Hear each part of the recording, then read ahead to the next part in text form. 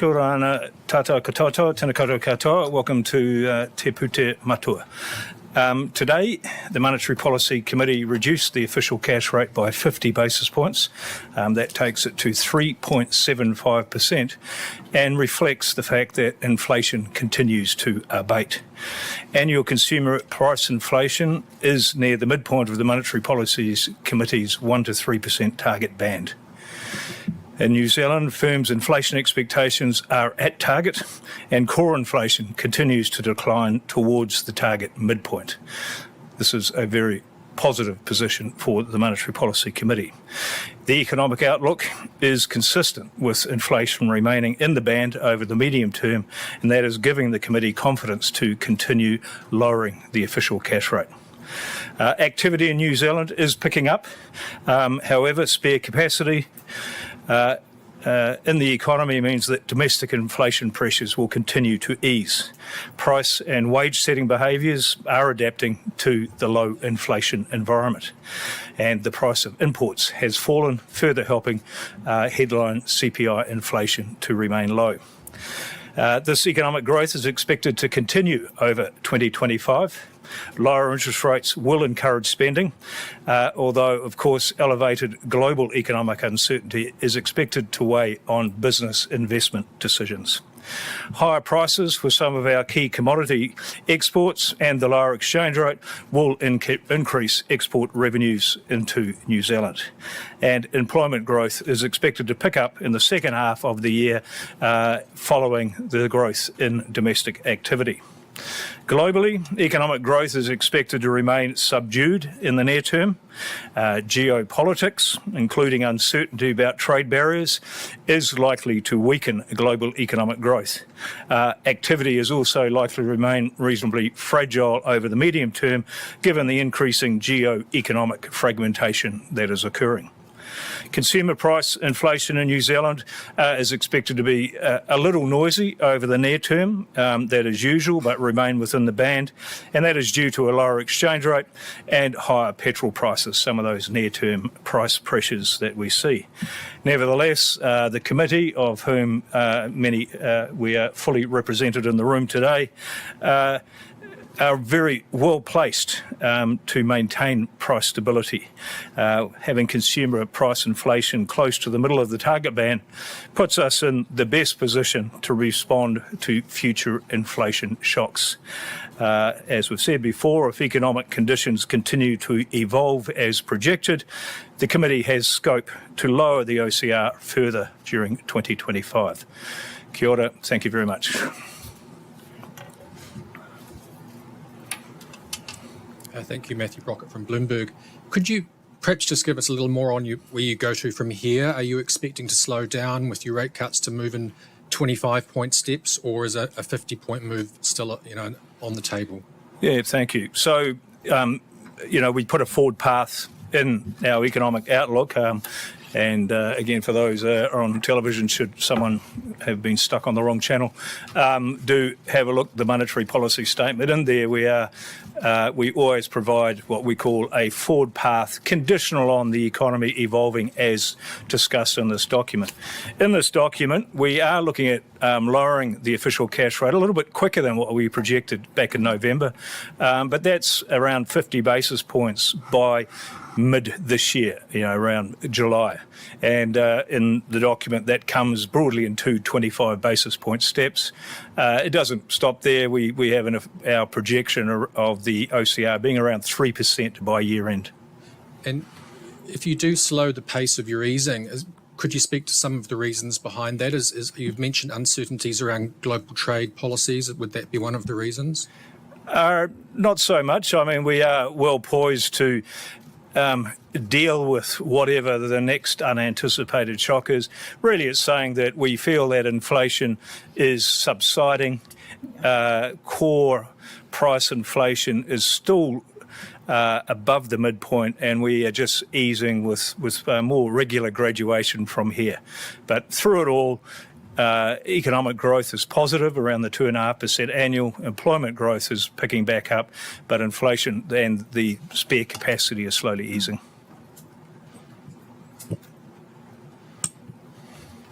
Lucy from Reuters.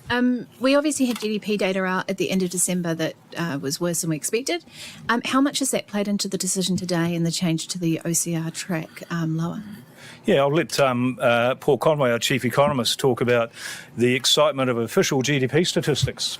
Thank you, Adrian and Lucy. And yeah, it has been quite an exciting ride for those of us focused on GDP. So the revisions were very large this time around, and what they meant was higher capacity pressures than we were first led to believe over 2023 and early 2024. And that was actually more consistent with inflation dynamics in the economy. So it sort of made sense, that relationship between output, capacity pressures and underlying inflation sort of snapped into shape for us. And then, of course, we had a bigger downward revision in GDP in the middle of this year. But net out the back of all of that, our measure of the output gap was slightly more negative than in November, partly because of the revisions, but it hasn't made a huge impact on the forward path for capacity pressures in the economy. So it hasn't been a major driver of that change in the OCR track. So do you want to just talk to what were the significant drivers of the changes in the OCR track? Yeah, so, what we're looking at here is an economy that has the euphemism significant spare capacity. That means that it is growing slower than the potential growth rate, and it means that work and investment activity is below what it could happen, what it could maintain without inflation. So we still have downward pressure on inflation. That has been basically the same since last November. It's three shades of grey. Looking at the projections ahead, they've been remarkably similar. What Paul was saying was we, the central bank, was really discounting the previous GDP material a lot because we saw far more inflation and pressure in the economy than what the official stats, GDP stats, were saying over the period 2024. We moved quite quickly when the high frequency data started to decline in mid-2024, and that has proved correct. We were prudent to remain cautious as opposed to jump to the GDP status, and then we took the risk of moving with the higher frequency data as we started seeing that come off. So general story is very much the same regarding the economic drivers and the inflation outcome, and we've been very pleased that that has been the case. In fact, over the last 18 months, it has played out broadly as we have anticipated, in part because we have been, touch wood, the absence of major global shocks. Just to clarify, you said you were expecting 2 cuts by July. The track kind of indicates a cut in April and a cut in May. Is that how the market will be reading it? I would assume so. That's right. The conditioner, subject to the economy panning out as anticipated in this document. Thanks. Tom Pulistraker from the Post. I mean, looking at the sort of the core economic predictions here, I mean, if anything, they might suggest a delay to interest rate cuts. I mean, GDP growth is really barely tweaked, and unemployment forecasts from November hardly changed. The only sort of significant change in those core economic metrics is actually an increase in expected inflation this year. Yet we have the OCR track moving in the opposite direction to meet the market. I mean, in retrospect, was the November OCR track perhaps, a little bit more conservative than needed, or what are we to make of those things moving in slightly different directions? I would say the differences you just pointed out would not be noticeable from this distance. The official, the OCR track is broadly well within any confidence interval of what we said in November. In November, we had the monetary policy official cash rate reaching 3% by about the end of this year, early next year, and that's what it's doing now. The other part is, we've moved on. We've seen more data. We've got more confident relative to what we had in November, and that will always, that confidence will always grow with us. Can I please make the point also that our projections are what we call endogenous? So if we hadn't had that tweak downwards in the OCR, then our growth path, would be more different to what was there in November. So it's not like we just move the OCR path. That kind of moves the whole construction around how we're measuring the economy. So it all is consistent, absolutely. Hi, Dan Bronskill from nzherald.co.nz. Nice to see you. Long time no see. I was hoping. It was a good summer holiday. Yeah. I had one as well. I don't blame you. I was hoping you could speak a little bit to the balance of risks in this forecast. I know that by definition, technical forecasts are balanced, but whether you could do some sort of qualitative assessment of whether there's more risk on the downside, needing more cuts, or more risk on the upside, needing to slow. Yeah, no, great question, and without doubt, you're spot on. We provide the medium path, we provide the one where we have gained consensus across the committee, and around that, we spend most of our time writing words about this may never happen, which is our record of the meeting around the risks. I think the easiest way to think about the risks we see in this document is more about in the near term and the longer term. In the near term, we've got an insipid 0.3% GDP growth figure for the December quarter. That's passed. We know the volatility in that GDP data. We've got a 0.6 for the quarter we're currently standing in. One risk is that it takes longer to get that plus point something, so because we're predicting we are past a turning point. Always really, really difficult in economic activity. The medium term, the slightly longer term risks are related to, first of all, of course, shock risk. We're in the middle of this geo-economic fragmentation. We don't know what may happen with regard to tariff, but we know that it is going to slow potential global economic growth, and that, at the moment we've only got a pretty modest adjustment to investment confidence in here. We would have to look at whatever happened when it happens. The other part is, that's one thing to the negative. The other part is generally once economies turn and, the people get their tail up, you don't see a smooth 2.5% growth rate going forward. You may see actually faster growth over the second half of this year once confidence is back more. I've spent 7 years being told off for being poor at forecasting house prices or housing activity.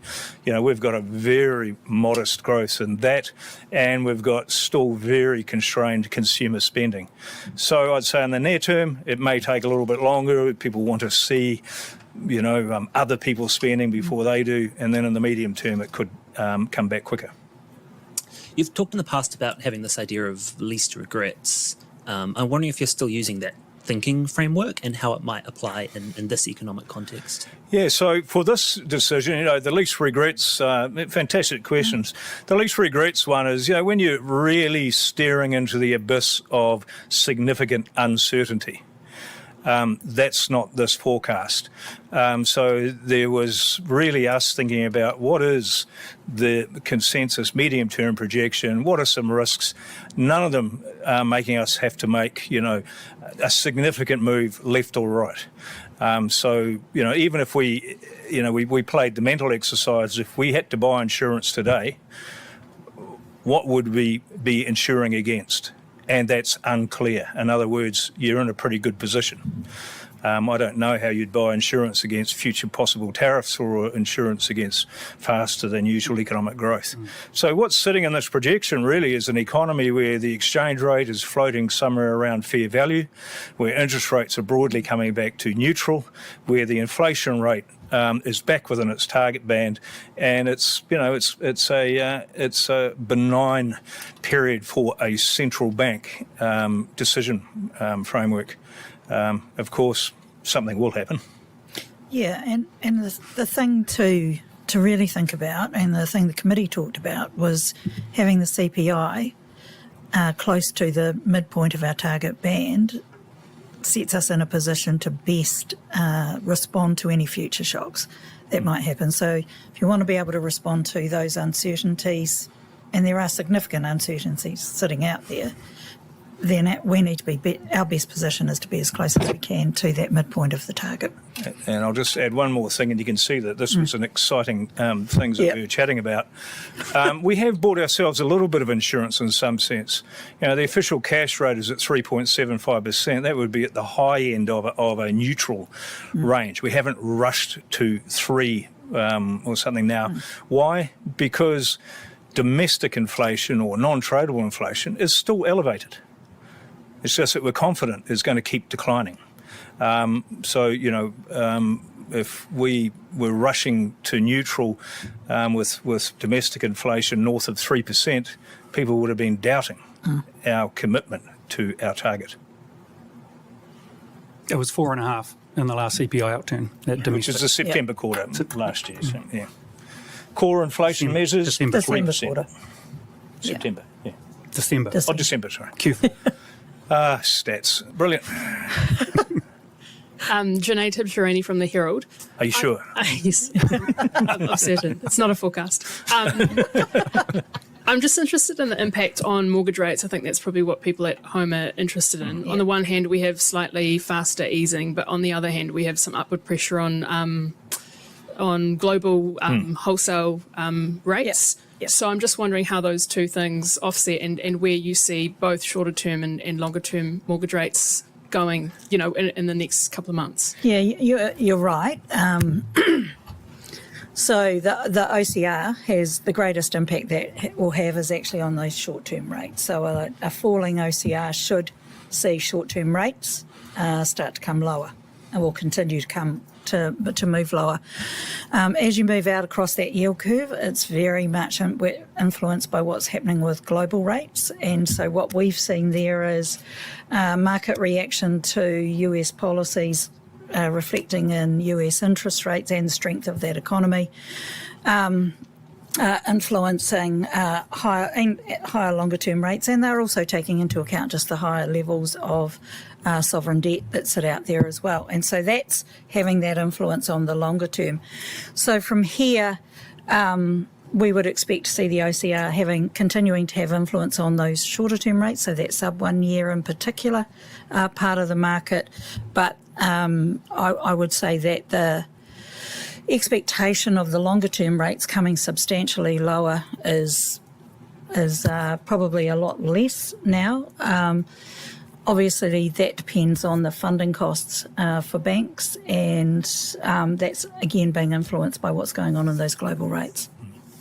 So when you say longer term rates, are you thinking longer than 1 year or longer? Yeah. When we're thinking around that 2 to 5 year. 5-year, 10-year US interest rates have been rising based around all the things that we've been experiencing, ongoing growth, but also concerns around total debt, etc. That's an important part of global funding costs.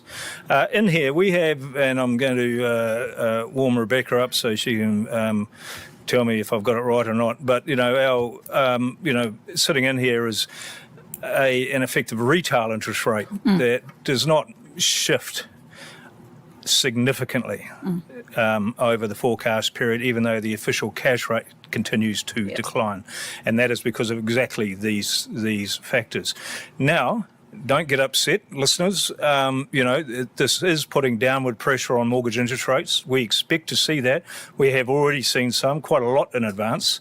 And also, given that we talked about a similar profile some time back, we've had that down.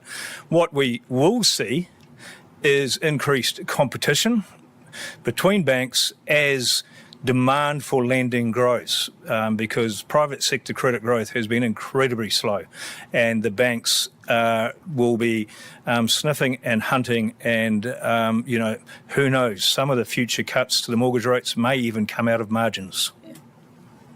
So the average, just to give you those numbers, the average stock rate for mortgages today we think is around 6.2. Over the next 12 months, we'd see that drop to about 5.7. So there is some room further for that to come lower. And you've got roughly 50% of mortgages repricing over the next 6 months. Hi, Kushla here from One News. I've just got some questions from my colleague, Katie Bradford. Do you think the cost of living crisis is now over? No. the challenge with the cost of living crisis is we are saying inflation is low, but the price levels are still high. You know, when you are going into the shop, you're not going to get a discount because inflation is now 2%. You're just not going to have to pay a significant more in a year's time. That's what we're talking about. And in this document, and you know, we really understand the cost of activity in this economy and globally is still high because of past inflation. And we've seen all major banks drop rates within minutes of your announcement. How much on average will people save on their mortgages, do you think? We'd need to know what their mortgage is, probably. I can't do that calculation off the top. And is the amount of pain the economy suffered worth getting to this point? Has. Is the amount of pain the economy has suffered worth getting to this point? For us at the central bank, we target low and stable inflation. That is the best and only thing we can do to maximise economic well-being. So job done or job continuing to be done by the central bank. Embedded in here is in some ways the good things that can happen once you're back in low and stable inflation. Economic growth will be picking up, employment growth will be picking up. That would not happen if high and variable inflation had remained. Kia ora, Governor. Luke Malpass from The Post. Firstly, I note there were some comments in the NPS about about around 90% of new mortgage flows are 1 year fixed for 1 year or less. In the history of interest rate targeting, the Reserve Bank, is that about the highest level you've just about seen? I can give my view. What's your view? Shall I leave the room and give my view and then you come in and we'll see how it goes? Go, Karen, I won't listen. No, we'll say the same thing. You will. It's very high. It is very high.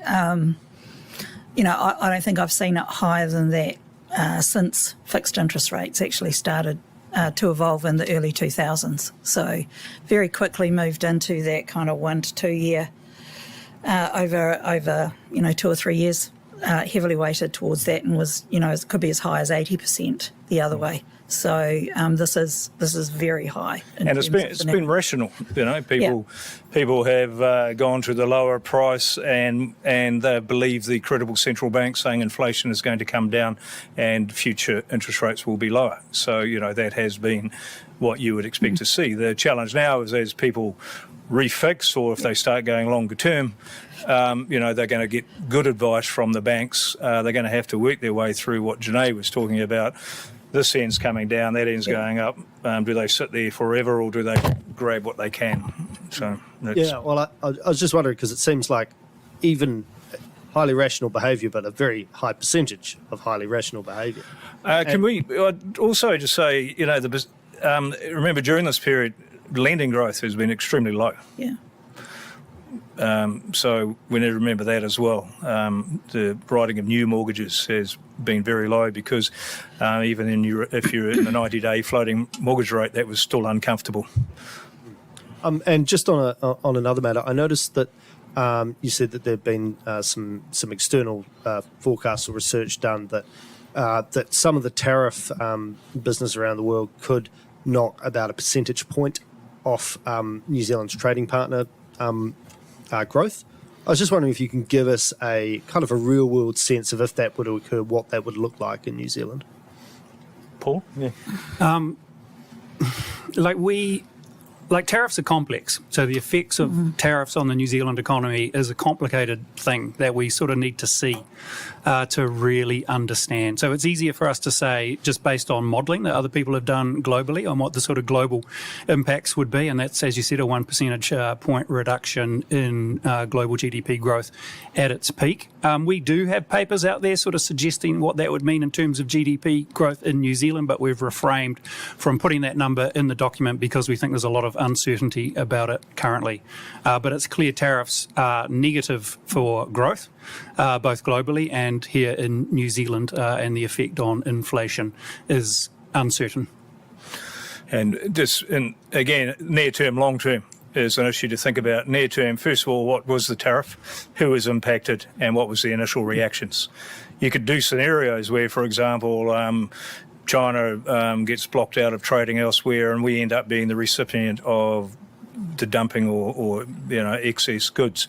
What's the immediate impact for us? Lower headline inflation. Longer term, we can't trade with China, and that would be upward pressure on inflation, and global demand would be lower because of the production challenges that we've talked about. So the near term will be noisy. The medium term is less ambiguous. It's down for growth and upward pressure, all other things unchanged for inflation. Bernard Hickey for the Kaka. That is a forecast. Governor, I'm curious about Box A, which was very entertaining on the revisions to the GDP, and in particular... I told you there'd be a reader, Paul. Yes. I'm loving Box B too, but let's do this first.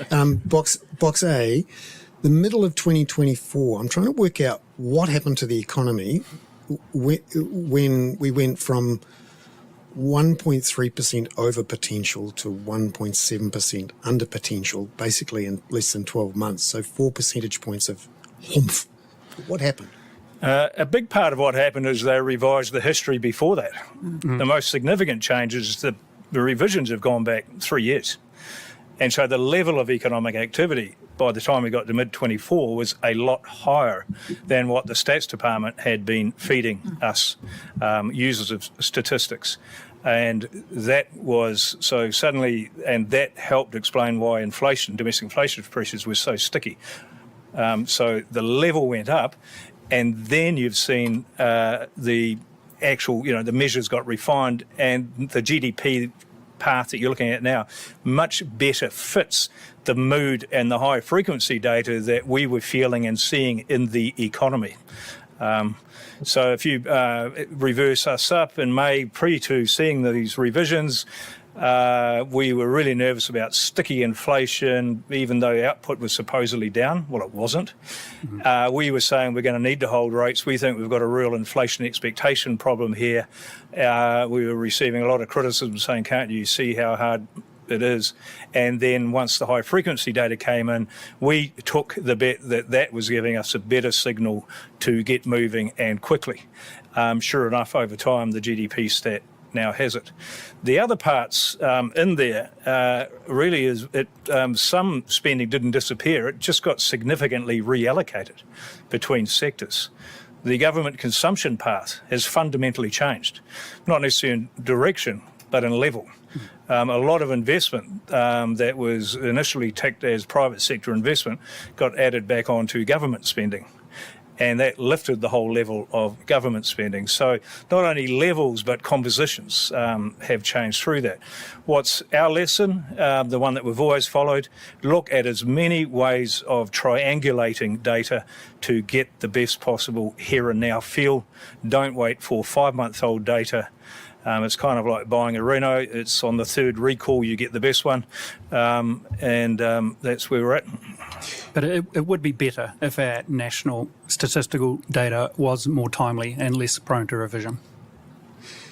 Just looking at the forecasts and the assumptions with those projections, there's a comment here about government expenditure being still being assumed to decline as a share of the economy, reducing inflationary pressure, but to a lesser extent than previously thought. So what's going on there? Because and that was the investment tail I just spoke about. So we've always had this spending path for a government as a percent of GDP potential declining slowly. So it's it's not adding to the inflation pressure. That is still the case, but from a high level.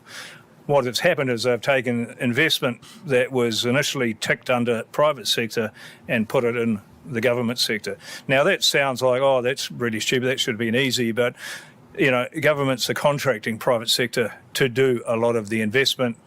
It's a very complex trail for Statistics New Zealand to work out who's the daddy for this. And the forecasts there we've switched to haifu. So that's a big part of the difference there. But still declining, as you said, as a share of the economy. Just a broad question to the Governor. Are you happy with Stats NZ? Would you like them to do better with things like monthly jobs, monthly CPI, and a GDP? I'm very proud of what Statistics New Zealand, other than what's been in the press all day the last 48 hours, what they achieve with what they have. We are but one user. We work incredibly closely with Statistics New Zealand, very bright, very smart, but an almost impossible prioritisation task they have to achieve what they are asked to achieve with what they get. So as exciting as shifting from quarterly to monthly CPI may be for monetary policy, it's sitting on their long list of things to do. The things we would most like to see is not necessarily even monthly CPI. It's a lot of our basic indices updated, reweighted, hedonic pricing. A computer is worth $2,000 a year ago than what it is today, but what you get today for $2,000 is fundamentally different. These are the ways that statistics need to be updated. So we are constantly working with them. No point saying the beatings will continue till their morale improves. They need support. Would you like them to be better funded? Would it help you and them? Yes. Giles Beckford, Radio New Zealand. If the OCR neutral rate is around 3% broadly, judging by your forecast track, is it then a case that your strategy is, all things being equal and all bits of wood being touched, that the cash rate would stay around that level for a prolonged period? That would be a beautiful world, in the world of no future shocks. Nominal GDP growth would be running broadly at potential, interest rates would be broadly neutral, and the exchange rate would be broadly fair value. That's not too far from what this projection is by the end of this calendar year. All other things unchanged. So it is, period. And it will better highlight, what are the, monetary policy is neutral on its impact on economic growth in the long term, other than keeping things stable. It will much better highlight the need for the real side of the economy, the productivity, the investment, the innovation, all of that stuff to shine through, rather than the volatility of cyclical volatility of monetary policy. Yes. Do either yourself or Paul have a view on what has been identified as the bête noire of the economy, which is low productivity growth? That is the anchor, or the bracelet around our ankle of the New Zealand economy. As long as we have a productivity growth as low as it is, then that means that in absolute terms we are not growing, and in a per capita and or relative to global economies, we are feeling sad. So it's about long-term real growth, which is productivity and innovation. So how does monetary policy respond to that? We do the same job, but we're doing it around a much slower growing economy rather than around a higher growing economy. The most stark example at the moment, as easy would be, say, the United States and us. Both have an inflation problem, both have been lowering their interest rates to below neutral to slow their economies, but their potential growth rate is up here, ours was here. To slow our economy, we had to take it to zero. To slow their economy, they took it to 2%, because the difference is productivity. So same task, but around different levels of potential economic growth. It's kind of like driving the Humber or the Ferrari. It's a speed limit on the economy. And just your first question, Giles, it's important to think of neutral as a band, a relatively uncertain band. And yes, that band has a midpoint, but, as we get sort of closer to the band and within the band, it's really more about feeling our way than sort of being really definitive about where neutral is or isn't. I need to update my vehicle examples. Sorry. I guess it's a somewhat related question. See that you're forecasting a further drop in business investment after a significant drop in the September quarter. I mean, are we just seeing a lag play out there, or do you have any concern that there might be some darker phenomenon, I suppose? Yeah. So in the near term, it's the lag that you're talking about. And, you know, we've got a little bit of an overlay in the next couple of quarters related to that global uncertainty. So we've got good indicators and strong confidence that it will pick up, the PMI, the PSI, these short-term measures of activity, and all of the, a lot of high-frequency data saying investment will pick up. But, you know, it takes a lot of certainty to go and invest in a plant or a farm or whatever it is. So it's always a little bit of a lag there. Okay, and just a basic question, just for clarity, I guess. I mean, are you actually seeing a tangible, concrete turnaround in the economy now, as yet? Yes. So that's why we have the 0.3 for the GDP quarter we've come through, and a 0.6 for the one we're sitting here. And a lot of it is just coming through that high frequency data. We won't get GDP for those figures for. Okay, what sort of metrics is it that you're looking at in that Paul, do you high want to chat to frequency the... data? Yeah, sure. There's a bunch of high frequency data. I think we've written about it actually in past NPSs. The PMI, the manufacturing index, is important. The services index is important. We've got good measures of spending in the economy, expectations around various factors. So there's a broad range of high frequency data, which we actually use to nowcast where our GDP predictions are for the very near term. Yeah, And you know, there's uncertainty around all of that, but we are seeing a pickup in that data, which is reassuring. That's not to say people are feeling fantastic. It's going back to that price level story rather than rates of growth. And the growth rates we are talking about are still only around that low potential growth rate, you know, the 2.5% per annum type economic growth. Lucy from Reuters again. If the New Zealand dollar continues to slide, is that a concern for inflation, or are the benefits from higher prices for farmers kind of offsetting any concerns with that? Yes, so for us, you know, this country has chosen to choose an inflation rate through the inflation target, and to do that, it means that we have to use the interest rate. The residual will always be the exchange rate. You can't control all three. So that's what we have to remember. Some countries choose other ones. They choose a fixed exchange rate and then have variable interest rates. For us, we just have to play the game as we see it for the exchange rate. It can impact near-term prices. You know, the price of imports can be impacted up or down depending on the role of the exchange rate. But that's near-term. That's not longer-term inflation.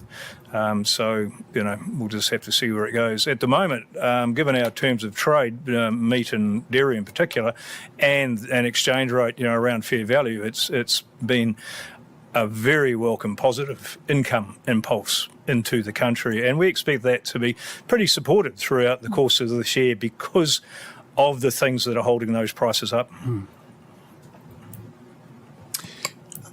Box B is even better than A. must-see TV, and particularly the analytical note, which is forthcoming on the sensitivity of non-tradables inflation to monetary policy. The less sensitive bucket includes things like, you know, rates, administered prices. Yeah. How much of a concern is it for you that these administered prices, mostly by governments and local government, are now contributing a really good chunk? I see nearly 1.5% percentage points per quarter to inflation. I'm really pleased you bring that up. I mean, one of the great benefits of low inflation is kind of like the tide going out. You can see now what's driving some of these things. The tide has gone out, and what is left there really are these administrative prices. Are they worrying us? It's just a fact of life we have to live with. In the near term, these things are happening. If they create generalised inflation, then that would mean you'd have to have higher than otherwise interest rates and lower than otherwise inflation in other parts of the economy to achieve it. One assumes that won't happen because that would mean you've got no one to rate over time. So, you know, it's in the near term, it's happening, there's a lot of catch-up investment, but in a low inflation environment, they're going to stick out. Just finally on the DTIs and lending growth through this year, do you have any views on whether the DTIs kicking in this year, which mortgage brokers are reporting is happening now, will constrain the economy's growth? Yeah, we're very, very pleased to have got the DTIs implemented during a period when they were non-binding, and then that gives us the comfort that there's some seat built on with plenty of room to move and play in the back seat, but you're not going to go flying through the windscreen like the last housing price cycle on the way through. You know, it will act as a good moderation for lending behaviours. Banks have always done it, but at the peak of frothiness, banks get a little bit loose on it, and that is a big part of the debt issue and the negative equity issue that we've seen from the last lending cycle. They're indifferent to the level of interest rates. It's this excitement. The important part as well, it's further buffered by the loan to value ratio. So probability of getting into trouble and the cost of if you're in trouble will both be significantly lowered. No one will like us though. So. Hi, Dan from Interest again. If I can take us out, just looking at the very long-term view, I think your track terminates at 3.1% or something. Mm-hmm. Economists are quite interested in that, asking whether that is a signal sort of a higher probability of going to 3, 60% chance of cutting all the way to 3, or is that a signal that perhaps you are reluctant to go below that level unless you really have to? And if you can just tack on a little extra, do you plan to keep moving in 50 basis point moves, even though your track suggests maybe 25? I would like to think that if these predictions pan out as it is, once we get down around that level, we're broadly at neutral and inflation's at target, and we're not having to do much at all to the level of the official cash rate. Of course, we'll be laser-like focused even over the summer periods, but it's one where you're back into a more stable inflation and stable interest rate environment. You know, that's just simply the outcome of the modelling framework. It says, hey, you're there. Cool. All right.